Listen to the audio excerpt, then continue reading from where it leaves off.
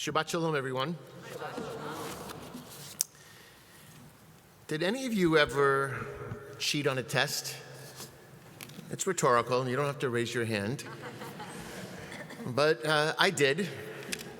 I didn't do it a lot, but when I was squeezed, I will admit a couple times in my life that I came to the point where I couldn't help but my eyes to look at the paper next to me. It was most acute and stopped when I took an economics class in college. I'm sorry, especially for the kids, they're like, Rabbi Matt did that? Well, I am perfected now, but I was not then. How about that? Economics class, I brought a little bit of arrogance to the matter. I was in a fraternity, and you may have been part of fraternities and sororities who also kept tests from the year before that we passed down from pledge class to pledge class. I see a smile or two over there resonating with others. So this professor decided to give the same exam every year, so we decided to pass along those exams every year. And for someone who went to class one out of every 5 economic classes, I seemed to mysteriously get A's on all of my exams. Until one day, the professor called me in and said, Mr. Gewirtz, I noticed a disparity in your attendance to class and your ability somehow to do so well in exams. You must have economics background. And he pushed me a little bit harder. And in my arrogance, I said to him, Professor, if you're not going to change the exam every year, how do you expect me not to be able to somehow take from my fraternity file cabinet and do the same thing that you're doing?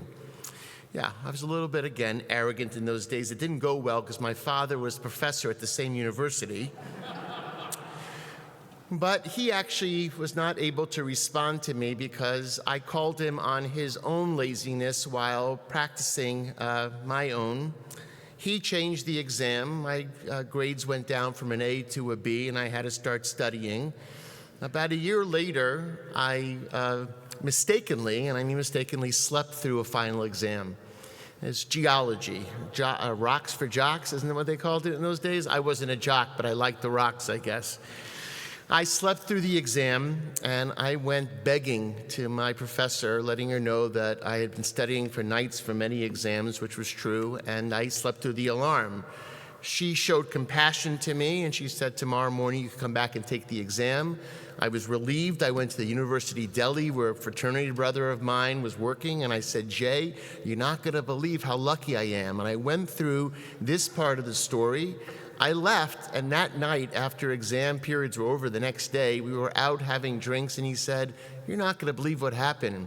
Apparently, there was an economics professor standing right behind you online, heard me tell this whole story that was actually true, and he looks as I walked away, and he said, that character tried the same thing in my class last year. Anyway, that same evening, a friend looked at me and he said, I want to talk to you in the corner. Mind you, I was president of my fraternity. I was supposed to be someone to whom they looked up. And he said, the only thing I'm going to tell you, if you know it or not now, and I'm not better than you or worse than you, but if you ever get caught doing this, you're going to ruin every single thing you want to achieve and be and do in your life.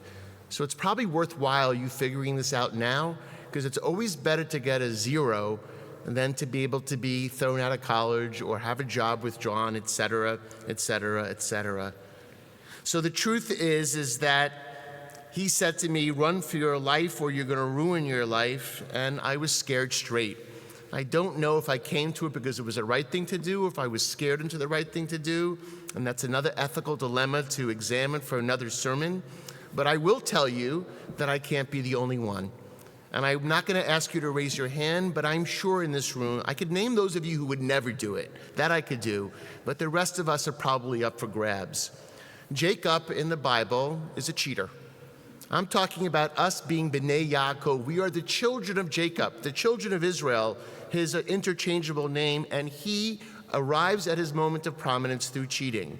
Not only does he cheat, but his mother helps him cheat. He wants the birthright. He wants the blessing from his father. His father calls Esau to his room, who is supposed to legitimately get the birthright. And he says to him, go out and cook me a meal. Go out and get my favorite venison, come back, and I'm going to bless you. Rebecca, overhearing that, says to Jacob, I'm going to go out and get the venison. I'm going to cook it the way your dad likes. You dress up like Esau. Your dad is going blind. When you go in there, just change your voice. Let him feel your arm, which feels like Esau, and he's going to give you the blessing and the birthright instead of your brother. This is how it all plays out. Sure enough, Jacob does receive the blessing and the birthright. Esau comes home and comes to his father the way he had been commanded and says, Abba, Dad, here is the venison. Here is everything else you want. Where's my blessing? He said, Esau, I gave it to your brother Jacob already. And the most beautiful line for me in the Torah is, Abba, Dad, but where is my blessing? What's going to happen to what's deserved for me? Esau didn't take this so lightly. He pursues Jacob and wants to kill him, and Jacob is on the run for the next 20 years. 20 years of a life that were filled with trials and tribulations, times when he ended up in the pits of life, until somehow he was able to distinguish for himself not only that he was no longer a cheater, but more importantly, who he really was inside. He found in those 20 years his authentic self, and in that authentic self, he was able to express contrition to his brother. They were able to reconcile, and all of it because of him being raised to be something he wasn't. He took it, he cheated, he lied. He went off and had to figure out who he was when he hit the pits. And in that authentic self, he was able to come back and find reconciliation. You know, there are so many of us who try to define the word spiritual. I sometimes play these games at a bar bat mitzvah in the morning, and I'll ask someone, so what does holy mean? And someone will say, it means sacred. I'm like, what does sacred mean? And they'll say consecrated. What does consecrated mean? And we play this whole game of these spiritual words that we use that most of us, although we use them regularly, don't exactly know how to define them. So I'm not going to do this now. Maybe I'll save it for tomorrow morning. When I ask the question, what does spiritual mean?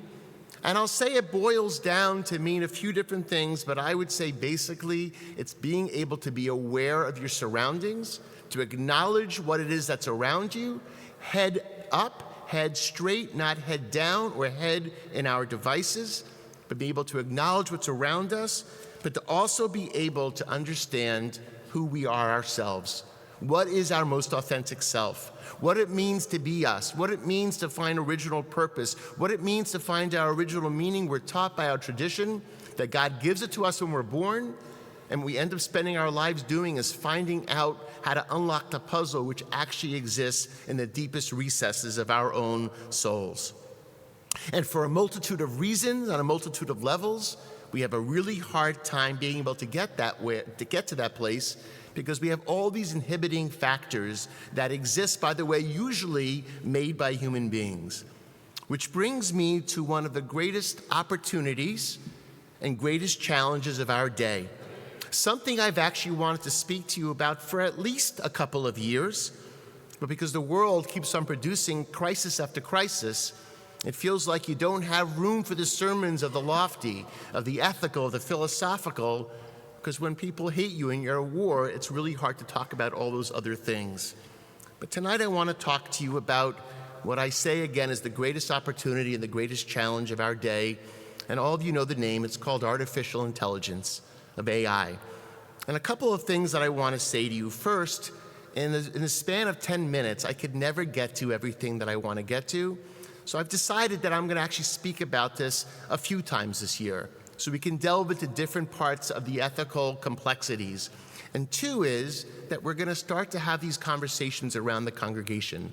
There'll be classes, there'll be discussion groups to really try to delve down into something that is facing us in a way that I think, and I said this to my Wise Aging class yesterday, if you're going to live for 5 more days or 50 more years, what I can promise you is that we are living right now through one of the most trajectory-changing moments of our lifetimes. That I believe, and I don't even need hindsight to say it because it's changing so fast. Just ask any college graduate who just this year alone went down 13% in their ability to get a job because in 1 year AI removed those jobs that existed just last year.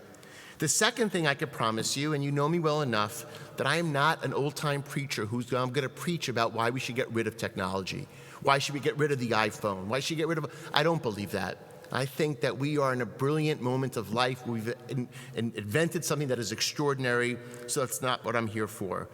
But first I want to ask you, I did this in Wise Aging, and this I am asking you to raise your hand, how many of you, I'm not saying have tried AI, use AI as a regular part of your life? Raise your hand. Okay, so if you look around, that's only about 65%, which shows that, and by the way, I would be with the 35%. I've used it, but it's not a regular part of my life, and I'll explain why in a moment. So that's the first interesting thing. Second, I would like to be able to ask, not just how many of you use it, but do you actually understand what AI is? Does anyone, okay, well, I wasn't going to ask, but go ahead, yeah. The bar mitzvah father, go ahead. Well, just know, but for lay people, he's going to give us a tech. No, I don't want a tech explanation. I want something for lay people. It is technology that can learn from human doings, writings and everything, to engage in predictive measures, to put forward what's expected next within a sentence. Okay, so great. So that's good. So we dump as much information and learning and research into this container, let's call it, and then that container through algorithms can predict what it is that we're going to need next, and it's going to spit that information out. That's a pretty, I mean, we could all argue over cookies, we can argue a little bit later, but that's exactly right. That's about right. What we also know is that from a company's point of view, it gets a huge amount of our attention. Why?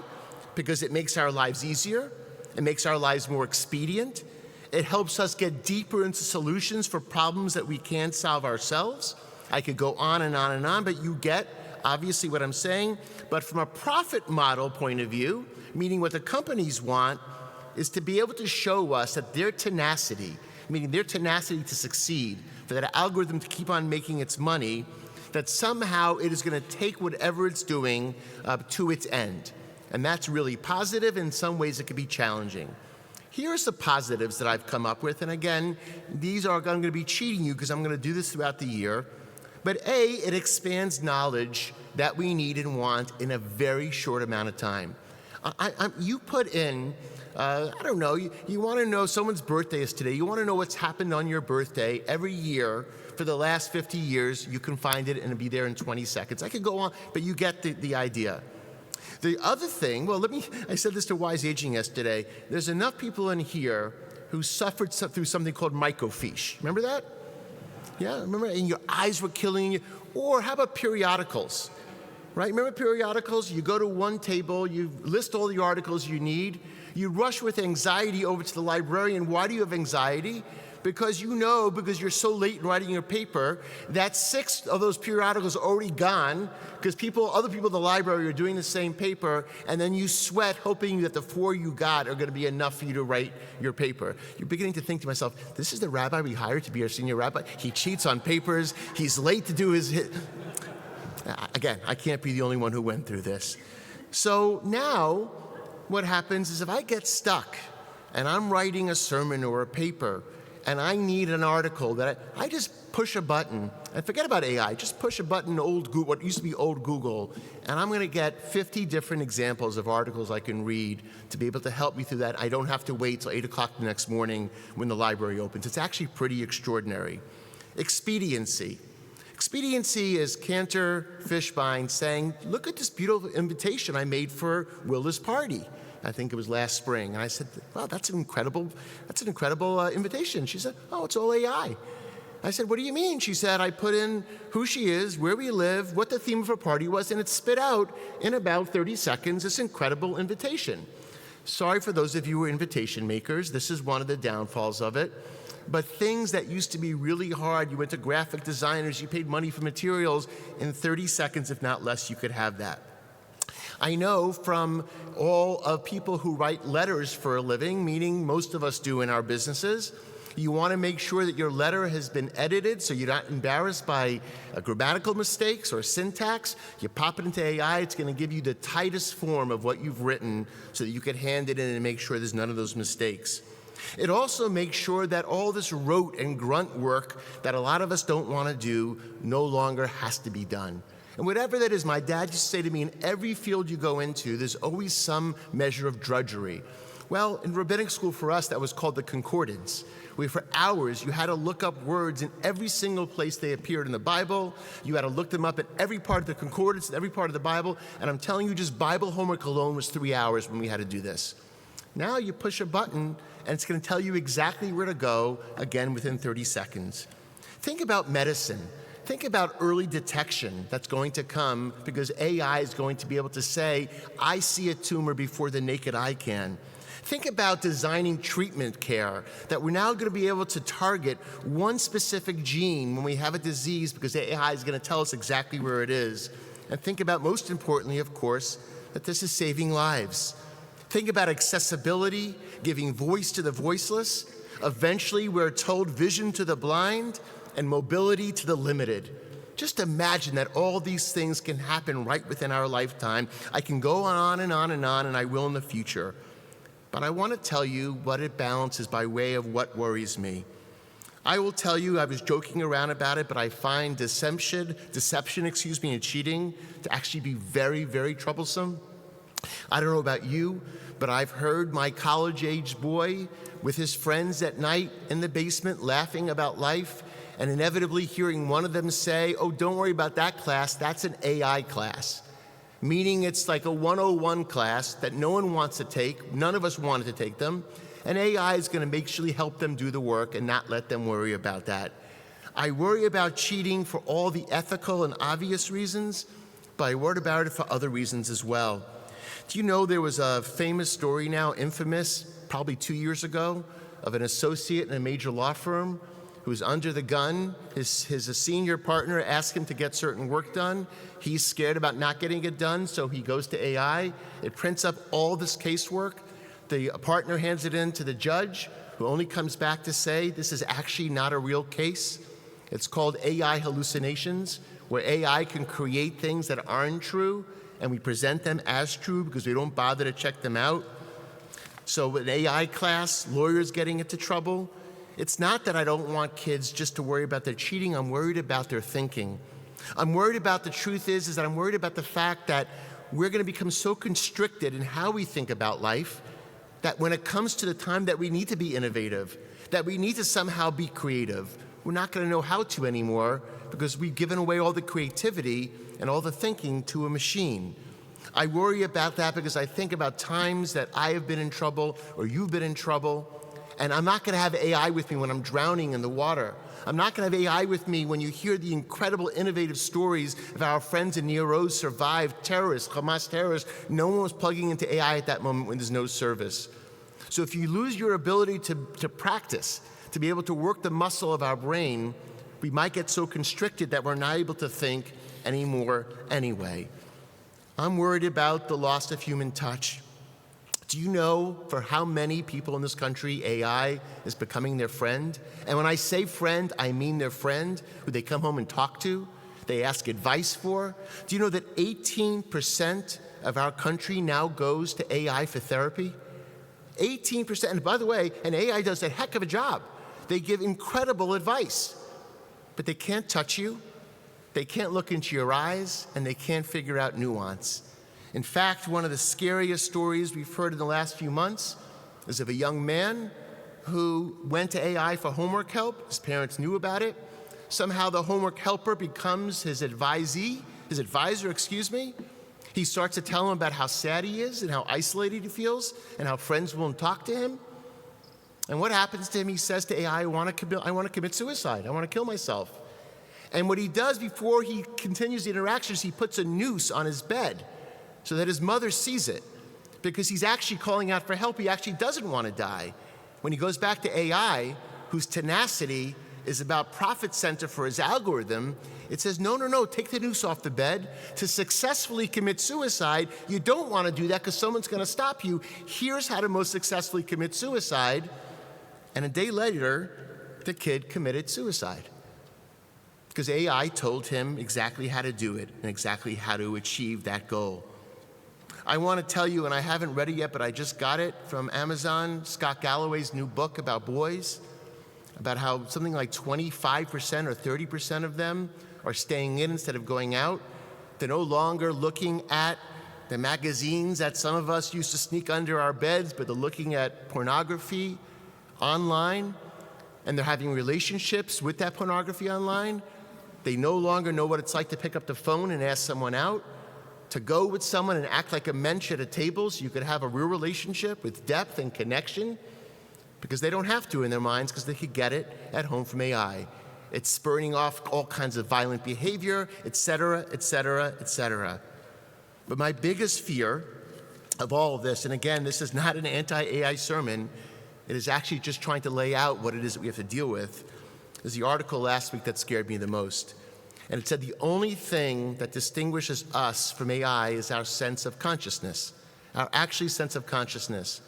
But eventually, and I still think I have to read this article like 3 more times because I'm not sure I actually understand what it means, so I'm going to tell you what it said, and we could try to figure it out together.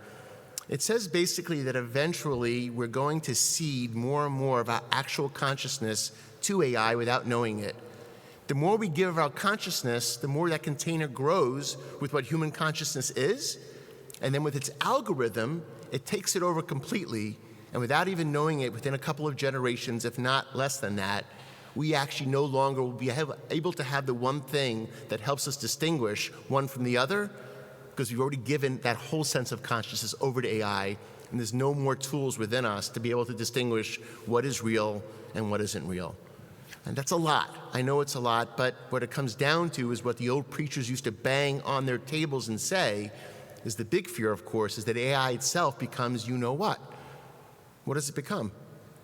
What's that?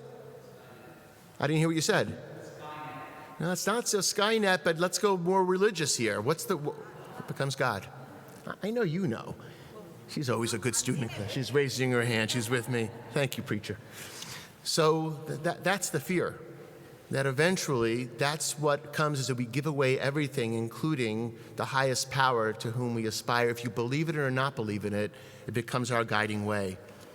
So like Jacob, I know there are certain things we want so bad. I was that college student who wanted a grade bad enough to almost ruin my college young career until I was scared straight. We've come such a long way with technology. We should do it. We should create it. We deserve it. But like everything else, the truth is that, and this is the obvious probably end to this sermon, is that we're going to need legal and ethical accompaniment along the way. It's not going to be able to have something that just, I know we are a free market. We just heard about someone who became an American citizen and how extraordinary it is that we live in this country. But folks, if you think news stations or newspapers are biased or not, and I know they are, there's still a governing agency that looks over them. Right now, there's no governing agency over this. And the truth is that if the government's not going to do it, and I just signed for the first time the first clergy letter that is going out, I think there's about 50 of us on there, that's going now to the government to say, as religious and ethical leaders, we are not asking for this for economic reasons, but for ethical reasons, to make sure that all of us get together and decide how to navigate this. Because the owners, the creators of these companies themselves, they'll admit this. They won't stop doing it, but they'll admit it. That if we don't put guardrails out now, and I mean like now as in tomorrow or next month, that it's going to get to the place where we're no longer going to have control over it, and then we're really going to have a problem. So ultimate joy is when we unlock the self. So folks, the issue is that we want to make sure that we have access to ourself as much as we can so that we could find the depths of our soul, so that the creator of those machines, that's us, the creator of those machines, should probably still have something to say in the matter before the machines become the ones that are in control. And this is not Logan's Run. This is not whatever film we saw as little kids and we worry about. This is real life to which we have something to contribute, have something important to say, and not just from a legal standpoint, but from a spiritual one. Shabbat Shalom, everyone.